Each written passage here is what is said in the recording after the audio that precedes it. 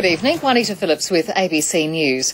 A delegation of federal parliamentarians has travelled to India for a historic meeting with the Dalai Lama. It's the first time that a group of Australian MPs and senators have visited the Dalai Lama in the hill town of Dharamshala. That's the spiritual leader's home in exile. He's been based there ever since he fled Tibet decades ago. The Chinese government has reacted angrily to the meeting, describing it as meddling in China's affairs. From Dharamshala, South Asia correspondent Sally Sara.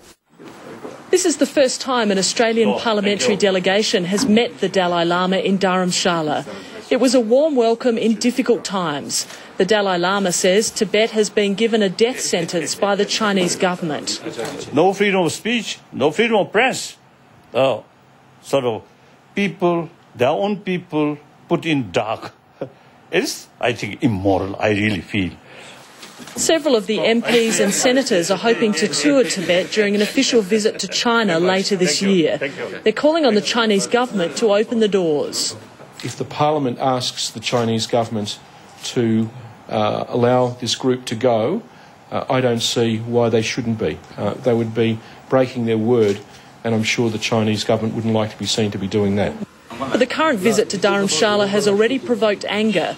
The Chinese embassy in Canberra says it constitutes interference in China's internal affairs. So in the short term, this is as close as the all-party delegation can get to Tibetan culture. The parliamentarians say they support the middle way of autonomy rather than independence for Tibet. As economic activity between Australia and China increases, so too does the sensitivity surrounding the question of Tibet. The federal government is torn between maintaining trade and calling for improved human rights for the Tibetan people. These are some of the new arrivals who fled Tibet and escaped to Dharamshala.